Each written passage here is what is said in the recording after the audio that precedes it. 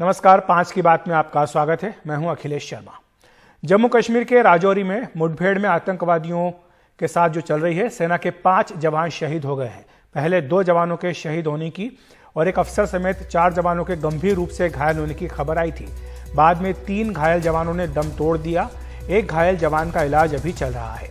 इस मुठभेड़ में 2 आतंकवादियों के भी मारे जाने की खबर है।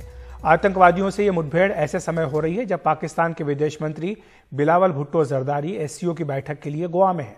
विदेश मंत्री एस जयशंकर ने आज ही आतंकवाद को लेकर सख्त कदम उठाने की बात कही है। और हमारे सहयोगी राजीव रंजन हमारे साथ जुड़ गए इस खबर पर अधिक चर्चा करने के लिए। राजीव, क्या जानकारी है इस बारे में?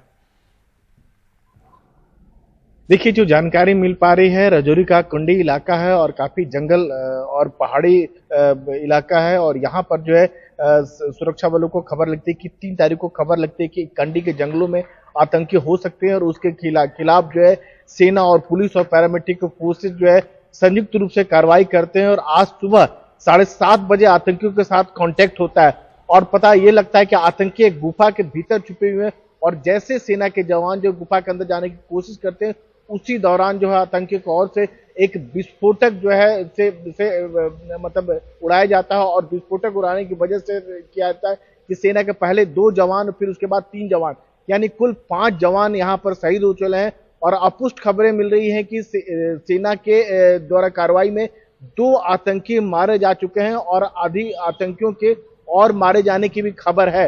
लेकिन जब तक डेड बॉडी आतंकियों की नहीं मिलता है, तब तक सेना इस बात की पुष्टि नहीं कर सकती है। जानकारी ये भी मिल पा रही कि ये वही आतंकियों का ग्रुप है जो 17 दिन पहले जो भाटा दुरिया का जो जंगल है, राजौरी और पुंछ का जो जहां बॉर्डर है, वहां पर जो है सेना के वाहन पर हमला किया था और जिसमें सेना के 5 जवान शहीद हुए थे। तो यहाँ पर सेना का ऑपरेशन करने में काफी दिक्कत आ रही है। एक तो घना जंगल है, गहरी खाई है और इस वजह से जो सेना को दिक्कत ये आ रही है कि अगर हम ऑपरेशन करने के लिए आगे बढ़ते हैं तो खुद का भी खतरा। और यही वजह है कि सेना जो कार्रवाई जो कर रही है, फूंक फूंक के कर रही है। लेकिन सुरक्षा बलों का ये कहना है कि जिन आतंकियों ने इस कृत्य को अंजाम दिया है, उन्हें किसी भी सूरत हाल में बख्शा नहीं जाएगा। और फिलहाल खबर यही मिल रही है कि उस पूरे इलाके की घेराबंदी कर जो है दोनों ओर से गोलाबारी जारी है। जो जानकारी आप दे रहे राजीव की 3 तारीख से ये ऑपरेशन चल रहा है, यानी काफी लंबा ये ऑपरेशन चला है, तो काफी चुनौतीपूर्ण है। बिल्कुल कह सकते हैं। जो जानकारी मिल पा रही है सेना की ओर से, 3 तारीख को जो है सेना को यह पता लगता है कि जो कंडी का जो जंगल है, वहां पर आतंकी छुपे हुए हैं। आतंकियों का एक बड़ा ग्रुप वहां पर छुपा हुआ है। और आज सुबह मतलब 2 दिन तक लगातार कार्रवाई करते हैं, उन आतंकियों की तलाश करते हैं। तो आज सुबह 7:30 बजे आतंकियों के साथ कांटेक्ट होता है और जैसे ही कांटेक्ट होता है, आतंकी की ओर से एक विस्फोटक जो है ब्लास्ट धमाका किया जाता है और उसकी जद में शुरुआत में जो है सेना के जवान आ जाते हैं, जिनसे हमारा 5 नुकसान हो जाता है। सेना का यह भी कहना है कि वह जो है काफी सेना पैरामिलिट्री फोर्सेस के भी जवान लगे हुए हैं, पैरा फोर्सेस के जवान लगे हुए हैं, यानी सेना के स्पेशल फोर्सेस के कमांडो भी इस कार्रवाई में लगे हुए हैं। और समझा जाता है कि वही आतंकियों का ग्रुप है जिन्होंने 17 दिन पहले जो है भाटा दुरिया के पास जो है सेना के वाहन को निशाना बनाया था, जिसमें सेना के 5 जवान जो शहीद हुए थे। सेना का ये कहना है कि आतंकी छुपे हुए हैं, उनके खिलाफ कार्रवाई चल रही है और जो भी आतंकी है उनको किसी भी सूरत हाल में मार गिराया जाएगा। यहाँ पर इसमें राजीव ये भी जानकारी पुलिस सेना की ओर से दी गई है बयान में कि जो अतिरिक्त बल है वो भी भेजा जा रहा है वहां पर। बिल्कुल आप सही कह रहे हैं। जो हमारी जानकारी में मिल पा रही है, जम्मू इलाके के जो एडीजी हैं मुकेश कुमार, वो पहुंच चुके हैं। जम्मू पुलिस के जो डीजीपी हैं दिलबाग सिंह भी घटनास्थल पहुंच चुके हैं और पूरे एरिया की जो है घेराबंदी कर ली गई है। तो वहां पर जो है घना जंगल जरूर है और पूरा बड़ा एरिया है। लाइन ऑफ कंट्रोल भी बहुत ज्यादा दूर नहीं है, 5 से 10 किलोमीटर दूर रहा है। तो कितना भी एरिया हो, सेना का ये कहना है कि उसके जवान की कोई कमी नहीं है। पूरे इलाके की घेराबंदी कर ली गई है और फिलहाल जो अपुष्ट जानकारी मिल पा रही है, 2 आतंकियों का कंफर्म है, उसकी मौत हो गई, आतंकियों को मारा गया है और भी आतंकी मारे जा चुके हैं। और जैसा आपने कहा कि जब भी इस तरह की घटनाएं होती है, पाकिस्तान का कोई डिग्निटी भारत आता है या अमेरिका का आता है, तो इस तरह जो है पाक स्पॉन्सर्ड जो है जो आतंकी जो है इस तरह की कार्रवाई लगातार करते रहते हैं ताकि ये दिखा सके कि जम्मू कश्मीर का माहौल खराब है। बहुत बहुत शुक्रिया आपका राजीव इस तमाम जानकारी के लिए। और देश भर के करोड़ों उपभोक्ताओं के लिए राहत की एक बड़ी खबर है। खाने के तेल के दामों में गिरावट शुरू हो चुकी है। ऐसा केंद्र सरकार के दखल के बाद हुआ। दरअसल अंतर्राष्ट्रीय बाजार में खाने के तेल के दामों में कमी के बाद सरकार ने खाद्य तेल कंपनियों को कहा था कि वे ये राहत जनता तक पहुंचाएं। दिल्ली की सबसे बड़ी अनाज मंडी की बात करें तो वहां पर दाम गिरने शुरू हो चुके हैं।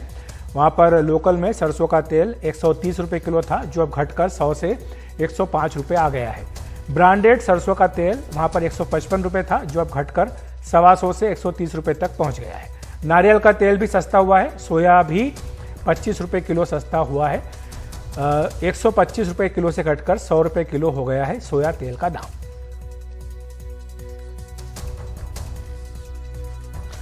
और बाजार में जो खाद्य तेल की कीमतें कम हुई हैं, इसका क्या असर हुआ है, इसका जायजा लिया हमारे सहयोगी हिमांशु शेखर ने।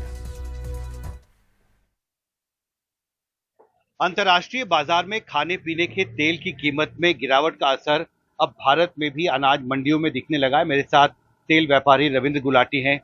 कौन कौन से खाने पीने के तेल हैं जो सस्ते हुए हैं पिछले कुछ दिनों में? सोयाबीन ऑयल बहुत फर्क पड़ा है, बहुत ज्यादा सस्ता हुआ है। मस्टर्ड ऑयल सस्ता हुआ है। पाम ऑयल भी सस्ता हुआ है। तीनों तेल सस्ते हुए हैं। जबकि ग्राउंडनट बहुत महंगा है।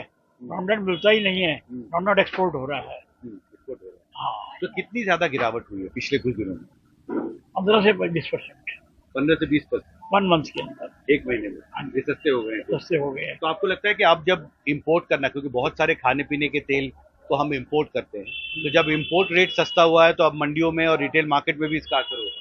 इसका असर होलसेल मार्केट में एक ही उसी दिन हो जाता है, सेम डे। तो लोग देखते हैं बाजार में प्लस है माइनस सब कर देते हैं। जो नीचे कंज्यूमर है उसमें आने को टाइम लगता है। कंज्यूमर जो नीचे वाला आता है भाव पूछता नहीं है, पैसे दिए माल लिया, खाने कितने ग्राम होता है। रविंद्र जी, ये सरसों का तेल कितना सस्ता हुआ?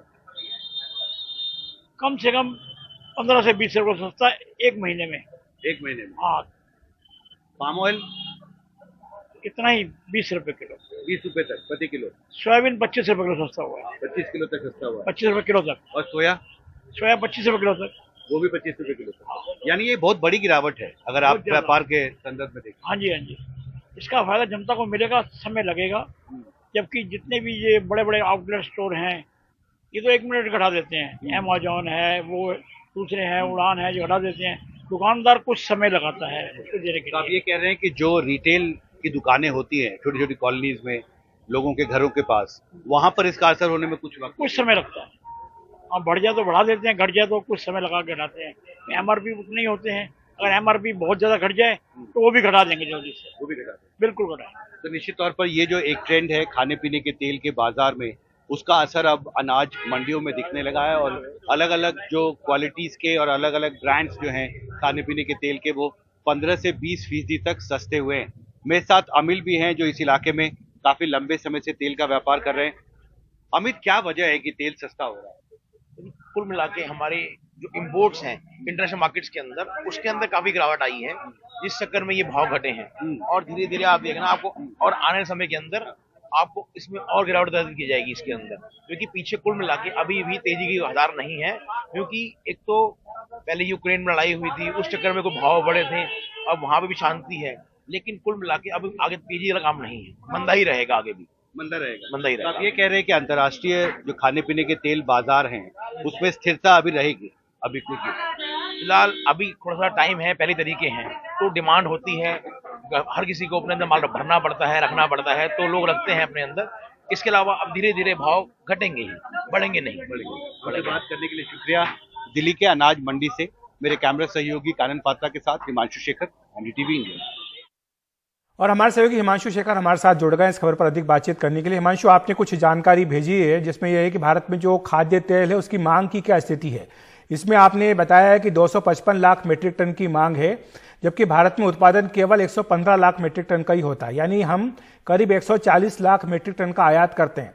और शायद यही वजह है हिमांशु की जो अंतर्राष्ट्रीय बाजार के दाम है उसके साथ साथ भारत के दाम पर भी, घरेलू बाजार के दाम पर भी असर पड़ता है। और इसलिए भारत सरकार को शायद दखल देना पड़ा कि जब वहां पर दाम कम हुए तो आप यहां पर भी दाम घटाइए। देखिए, निश्चित तौर पर, और इसकी 2 वजहें हैं। पिछले 2 महीने में मैं आंकड़े देख रहा था, अंतर्राष्ट्रीय जो खाने पीने के तेल के बाजार हैं उसमें अलग अलग तेलों की कीमत जो है वो $200 से $250 प्रति टन तक घट गई है। और अब ये कोशिश की जा रही है कि इसका जो सीधा फायदा है वो उपभोक्ताओं तक पहुंचे। थोक बाजार में अब बहुत साफ तौर पर इसका असर दिख रहा है और कीमतें नीचे घटने लगी हैं।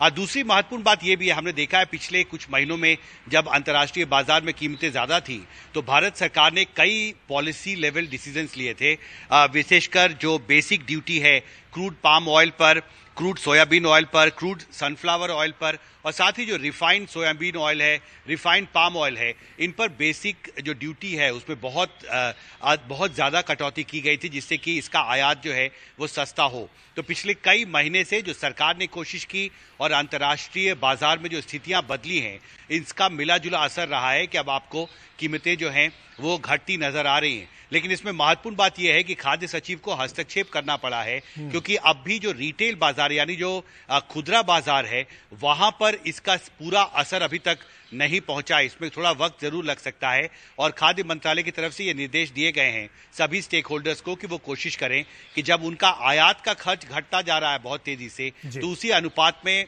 जो कीमतें भारत में बढ़ी हुई रही हैं पिछले कुछ महीनों से उसमें भी कटौती की जाए जिससे उपभोक्ताओं तक इसका पूरा फायदा पहुंचाया जा सके। जी बहुत बहुत शुक्रिया आपका हिमांशु इस तमाम जानकारी के लिए।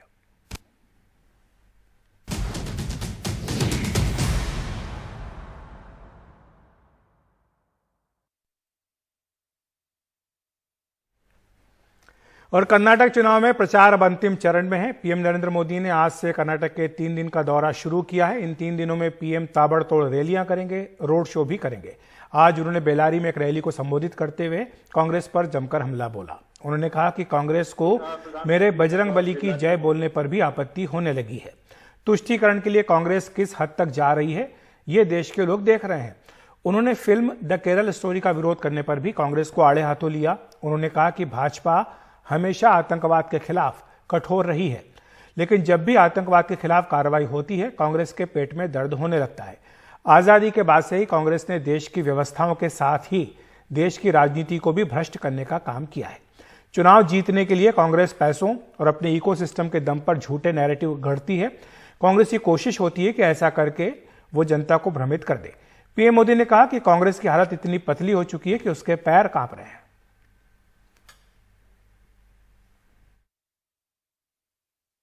ये केरला स्टोरी की इन दिनों काफी चर्चा है। कहते हैं केरला स्टोरी सिर्फ एक राज्य में हुई आतंकवादियों की छद्म नीतियों की साजिशों पर आधारित है।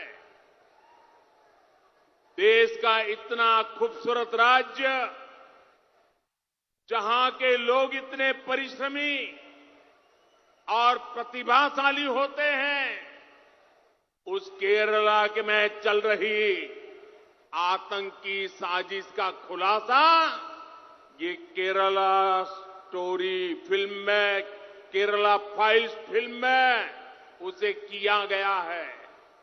और देश का दुर्भाग्य देखिए कि कांग्रेस आज समाज को तहस नहस करने वाली इस आतंकी प्रवृत्ति के साथ खड़ी हुई नजर आ रही है।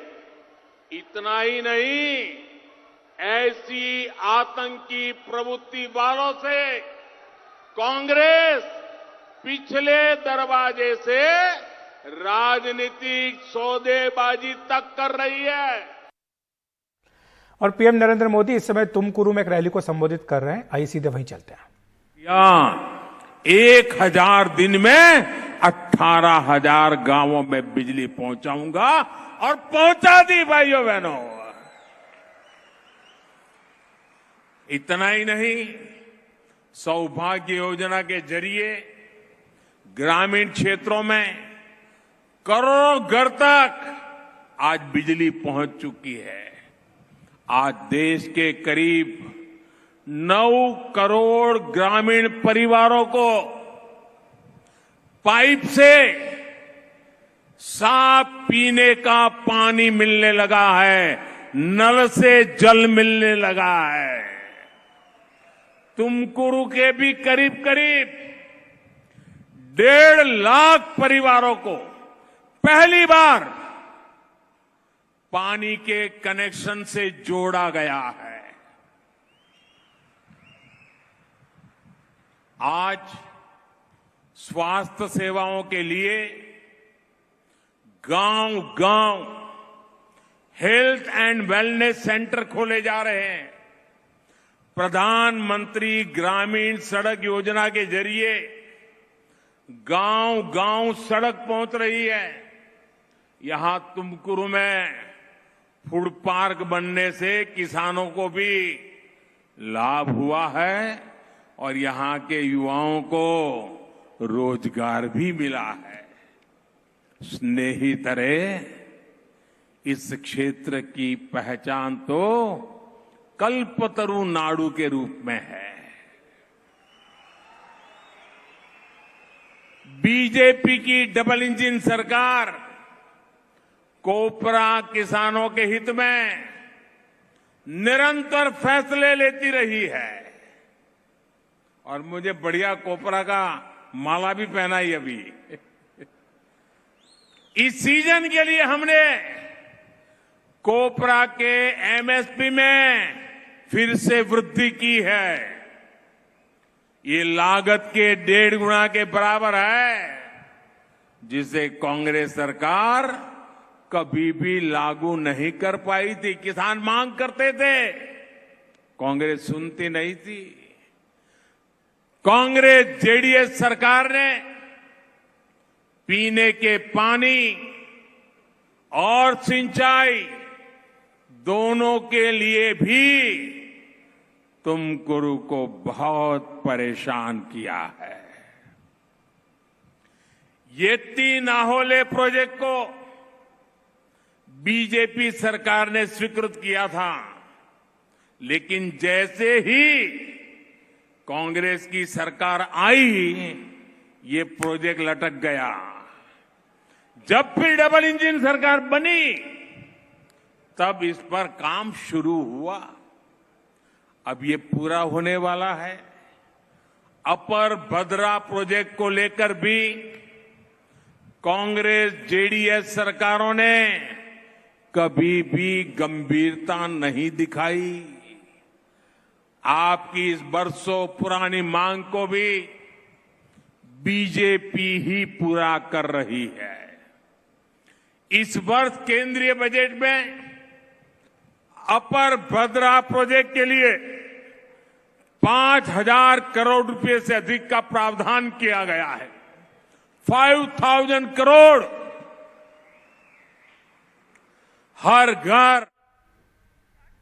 तो पीएम नरेंद्र मोदी अपनी सरकार की उपलब्धियां यहां जनता को बता रहे हैं। आज की ये दूसरी रैली पीएम मोदी की है और आपको बता दें कि 3 दिनों तक कर्नाटक में ही रहने वाले हैं।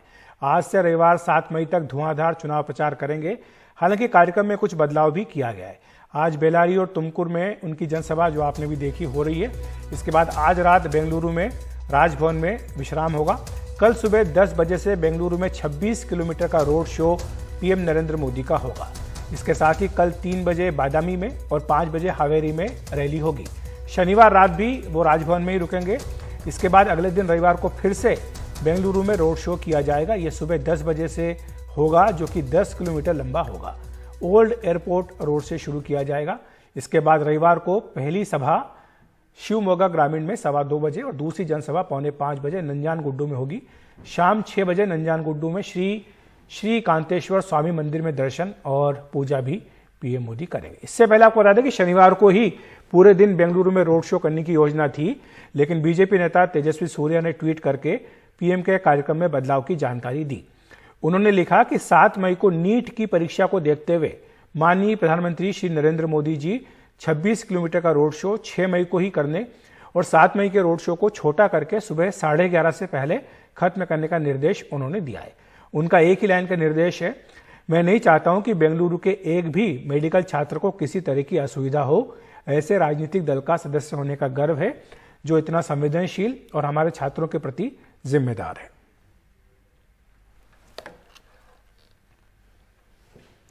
और वहीं बीजेपी अध्यक्ष जेपी नड्डा ने आज कर्नाटक के रायचूर में रोड शो किया।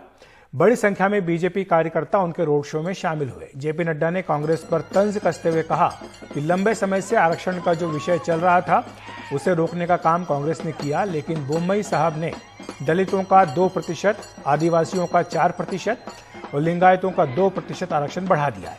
इसके साथ ही धर्म के आधार पर आरक्षण को समाप्त भी कर दिया।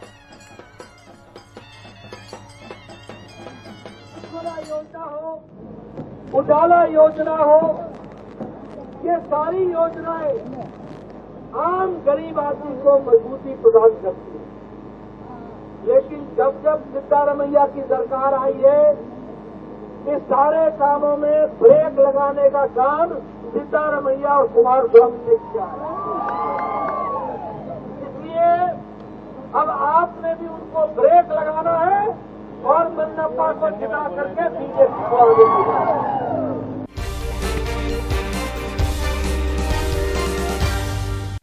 दिल्ली के मुख्यमंत्री अरविंद केजरीवाल के घर की मरम्मत को लेकर बीजेपी आज फिर से हमलावर हुई है। बीजेपी की ओर से प्रेस कॉन्फ्रेंस कर कहा गया कि सीएम केजरीवाल ने अपने सरकारी बंगले को बादशाहों का महल बना दिया, जिसमें दरवाजे तक सेंसर वाले लगाए गए हैं। बीजेपी के प्रवक्ता सुधांशु त्रिवेदी ने केजरीवाल के बंगले की तुलना सद्दाम हुसैन और किम जोंग के महल से की।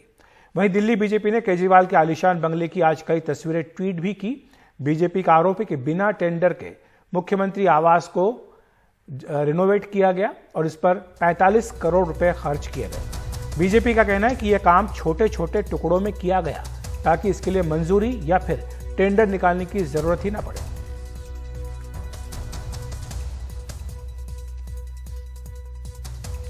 और बीजेपी प्रवक्ता सुधांशु त्रिवेदी ने कहा कि केजरीवाल का बंगला सद्दाम हुसैन के महल जैसा है। याद है उन्होंने 2 बड़ी इंटरनेशनल न्यूज़पेपर्स में कुछ छपवा के अपने को दिखाया था ना कि वो कितने बड़े इंटरनेशनल फिगर हैं। पर अब तो कुछ ऐसा लगता है कि अगर आप लोगों ने देखा होगा तो सद्दाम हुसैन के मकान में जिस ढंग की चीजें दिखाई पड़ती थी, चर्चा में आती थी, या किम जोंग उन के मकान में जिस ढंग की चीजों के चर्चाएं आती थी, अब तो उसके समकक्ष आती दिखाई पड़ रही है। मतलब मानना पड़ेगा कि वो क्षेत्रीय दल से राष्ट्रीय दल ही नहीं बन गए हैं, अंतरराष्ट्रीय स्तर की उन्होंने स्थिति प्राप्त कर ली है दुनिया को दिखाने के लिए। इसका आप गहरा राजनीतिक अर्थ समझिए। ये किसी चीज को टच नहीं करते, फाइल को टच नहीं करते, सब रिमोट से चलाते हैं। कहीं सत्येंद्र जैन जी बोलेंगे से करवा देंगे, कहीं सिसोदिया जी से, और तो और पार्टी को भी टच नहीं करते। साहिब आलम के आने के साथ ही पार्टी को एक्शन में आ जाना चाहिए, उसमें भी रिमोट से कोई चीज खुद नहीं साइन करेंगे। और इस प्रकार की एक धारणा और मीडिया में समाचार हैं कि पंजाब की सरकार को भी रिमोट से ही कंट्रोल करते हैं।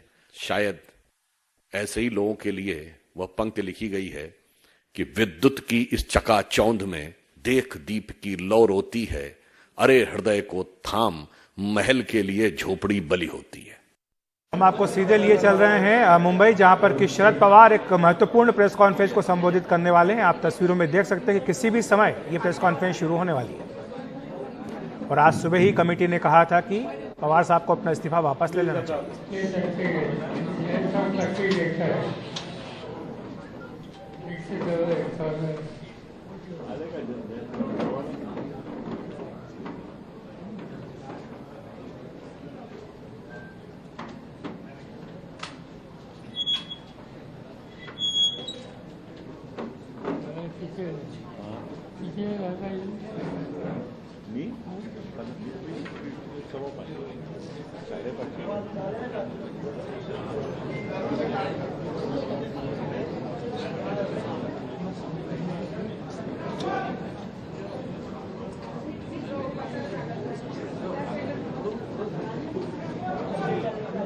शरद पवार कि वो अपने फैसले पर दोबारा विचार करें, और इसके बाद उनके सदस्यों ने जाकर मुलाकात भी की थी। तब शरद पवार ने कहा था कि वो जल्दी ही इस पर अपना फैसला बताएंगे। और अब ये महत्वपूर्ण प्रेस कॉन्फ्रेंस शुरू हो रही है।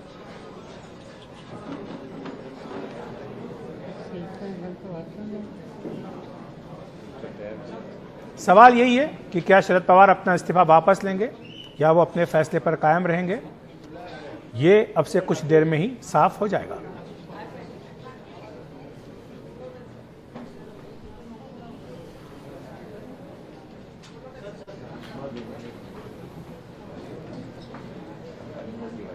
कुछ देर पहले ही शरद पवार इस प्रेस कॉन्फ्रेंस के लिए यहां पहुंचे हैं, जहां बड़ी संख्या में एनसीपी के कार्यकर्ता मौजूद हैं और बाहर जो है नारेबाजी हो रही है, साथ ही ढोल ढमाकों के साथ शरद पवार का जमकर स्वागत भी किया गया।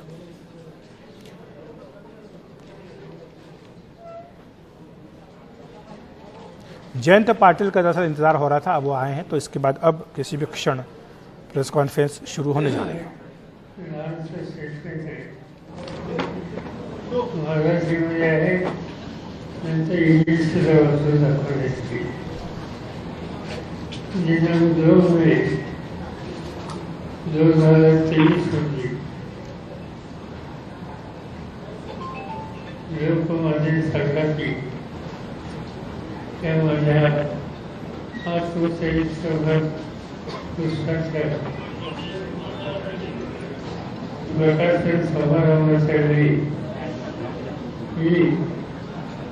राष्ट्रवादी काँग्रेस पक्षाच्या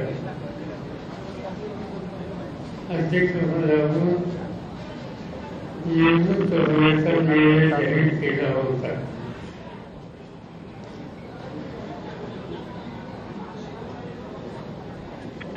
सार्वजनिक जीवनाची सुमारे 63 वर्षाच्या पदवीधर सेवेनंतर मी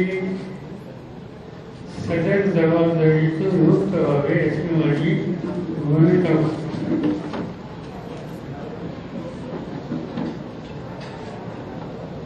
परंतु मी घेतलेल्या निर्णयाने जनमानसांच्या मध्ये तीव्र भावना उलटली। कार्यक्रम में उन्होंने पिछले दिनों प्रकाशन के दौरान अध्यक्ष पद से इस्तीफा दिया था। उसके बाद कार्यकर्ताओं की भावना किस तरह से तीव्र हुई?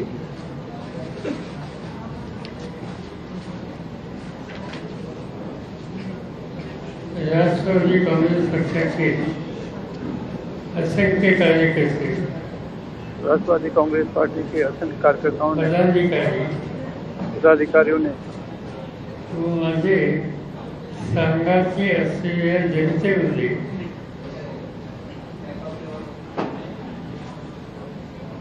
अस्वस्थता निर्माण झाली। मी निर्णयाचा फेरविचार करावा से कहा गया है कि निर्णय का पुनर्विचार करें अपने निर्णय पर। याकरिता इसीलिए माझे हितचिंतक, मेरे जो चिंतक हैं, माझ्यावर प्रेम आणि विश्वास असणारे कार्यकर्ते, समर्थक कार्यकर्ते, असंख्य चाहते यांनी संघटितून एक होकारे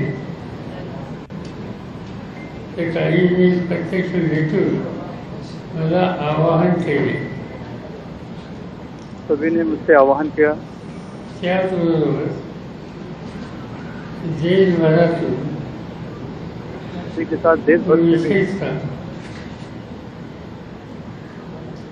महाराष्ट्रातून महाराष्ट्र से विविध राष्ट्रीय पक्षाचे सरकारी आणि दूसरे कार्यकर्ते पार्टियों के नेताओं ने भी यांनी अध्यक्ष पदाची जबाबदारी पुन्हा घ्यावी अशी आग्रही विनंती केली। मैं अध्यक्ष पद पर बना रहा हूँ ऐसी विनंती की। लोक माझे सांगाती, लोग मेरे साथ किताब हेच माझ्या वरील समाधानी सार्वजनिक जीवनाचे गमक आहे। वरील समाधानी सार्वजनिक जीवनाचे गमक आहे। माझ्याकडून आपल्या भावनांचा अनादर होऊ शकत नाही। आपण दर्शवलेले प्रेम आणि विश्वास यामुळे मी भारावून गेलो. माझ्या निर्णयापासून शरद पवार दरअसल बता रहे हैं कि उनके फैसले के बाद उनके कार्यकर्ताओं में, नेताओं में और उनके नेताओं में तीव्र भावना उनके प्रति, और सभी चाहते हैं कि वो नेतृत्व बने रहें. इसी संबंध में राष्ट्रवादी कांग्रेस पार्टी के वरिष्ठ नेताओं बैठक में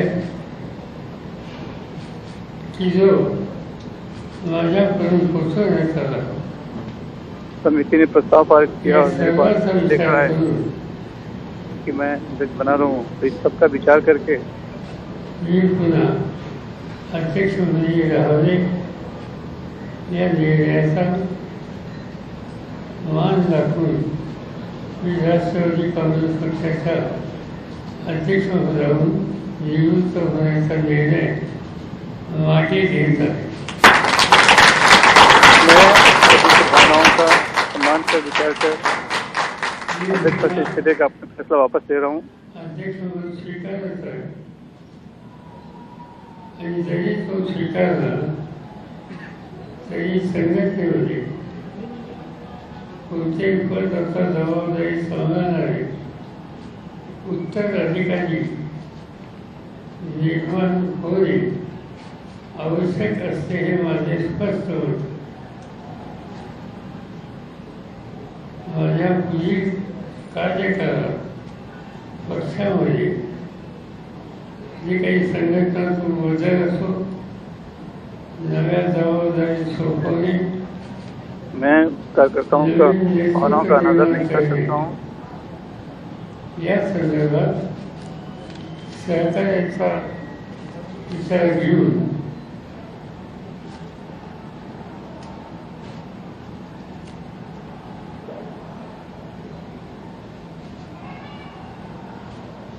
नव्या जबाबदाऱ्या सोपवणं आणि नवीन नेतृत्व घडवणं यावर माझा भर असेल.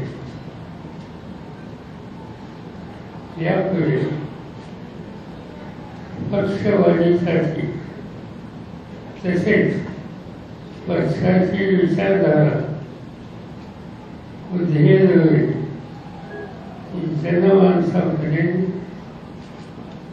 पोचवण्यासाठी मी अधिक जोमाने काम करेन.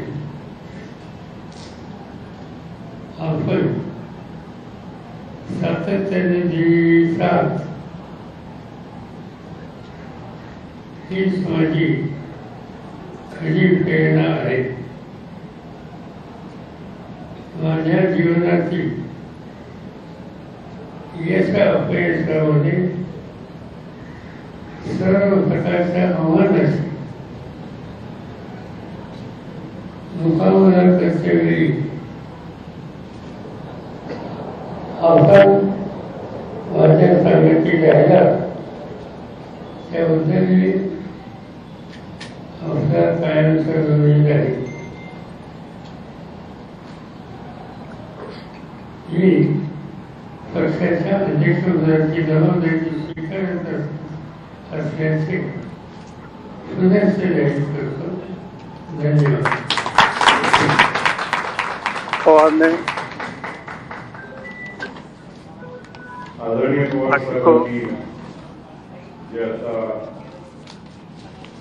त्यांच्या स्टेटमेंट तुमच्या समक्ष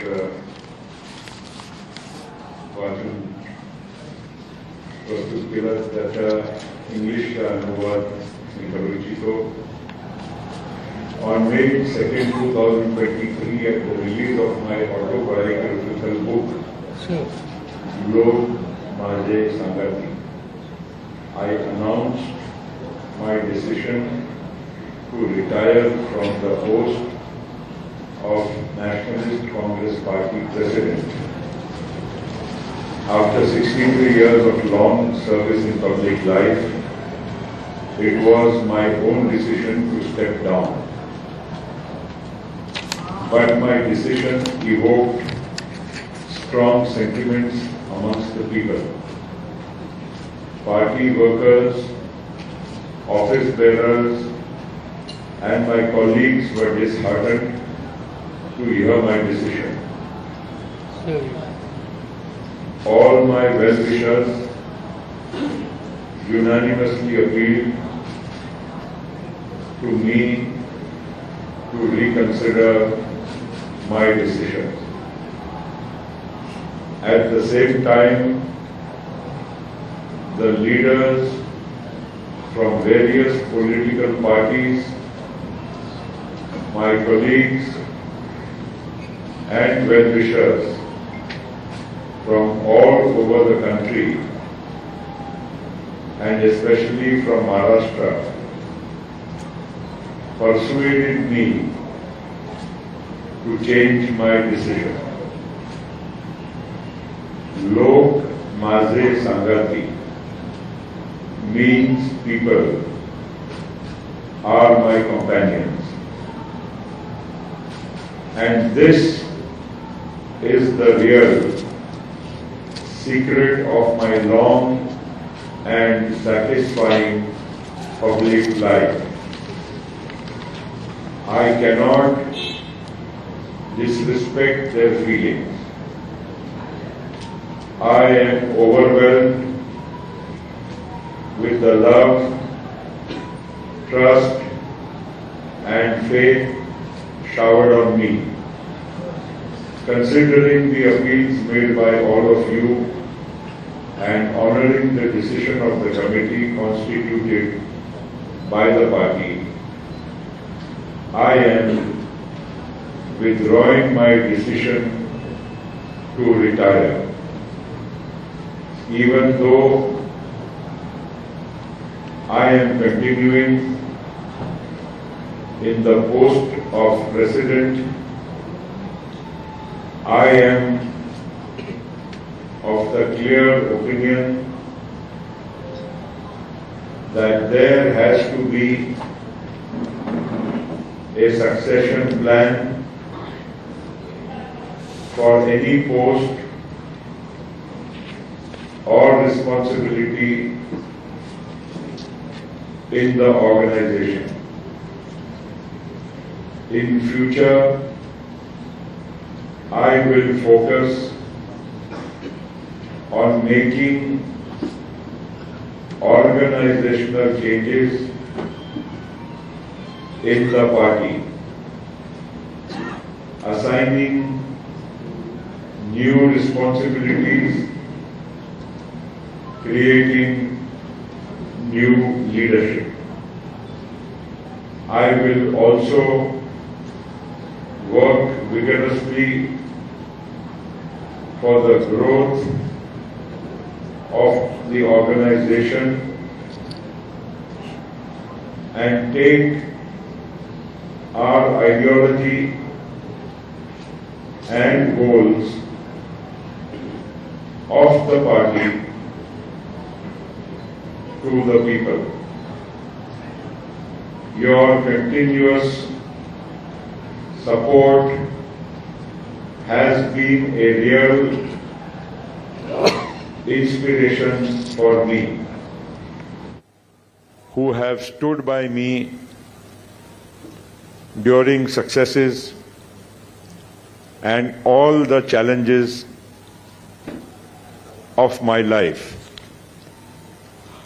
I reiterate that I accept to continue the responsibility as the party president. Thank you. Now, if you have to ask anything, you can go ahead.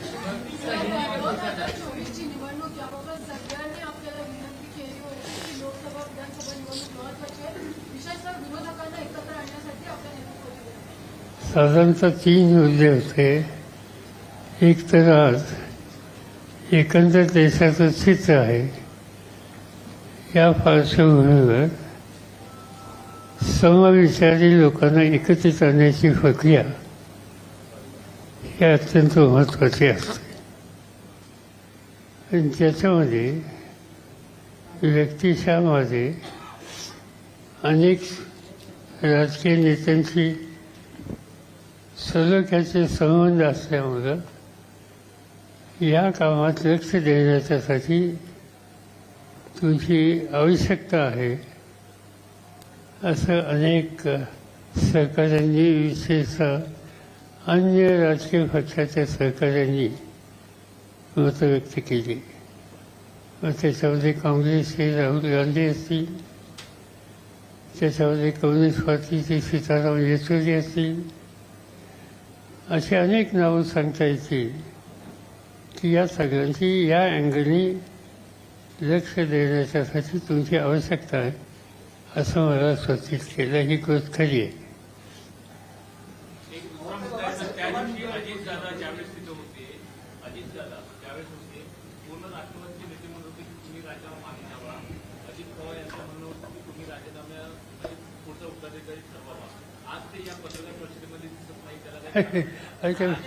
पत्रकार परिषदेत सगळे असतात कधी, म्हणजे आमचे बाकीचे सहकारी आहेत याचंही मला आश्चर्य होतं. कारण सहसा पत्रकार परिषदेमध्ये पक्षाच्या सोबत नेतृत्वाची होळी कधी बसत नाही.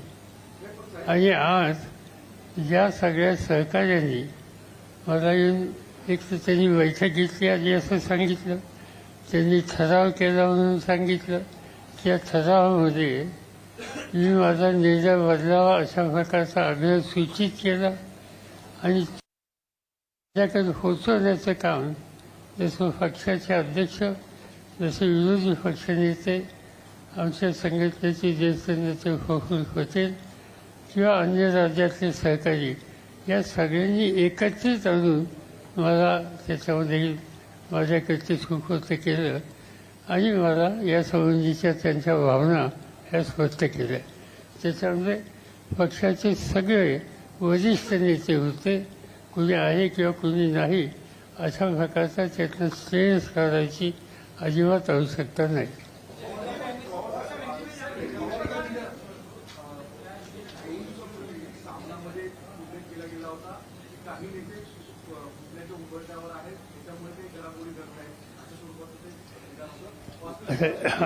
हा तुम्ही ज्यांनी लिहिलं त्यांना प्रश्न विचारला ना. तर आमच्या माहितीत काय असं नाही. तुमच्याकडे माहिती असली तर अवश्य आमच्याकडे द्या, आम्ही त्याची काळजी घेऊ. पण तुम्ही सांगताय तसं लिखाण कुठे झालेले असेल, पण आमच्या संघटनेमध्ये अशी अवस्था नव्हती.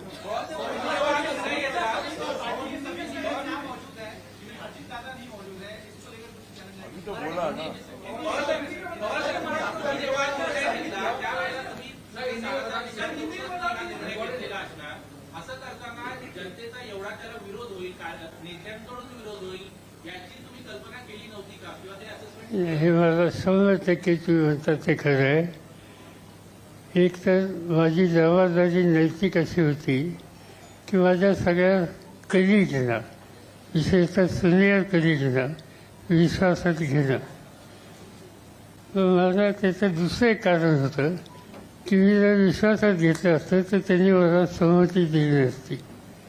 आणि म्हणून माझी जबाबदारी असताना सुद्धा मी त्यांना विश्वासात घेतलं नाही. ही गोष्ट मला नाकारता येत नाही. आणि दुसरी गोष्ट अशी की रिॲक्शन खरी होती अशी काय खात्री होती, पण इतकी प्रतिक्रिया तीव्र असेल असं वाटलं नाही. त्या संबंधीचं माझं असंच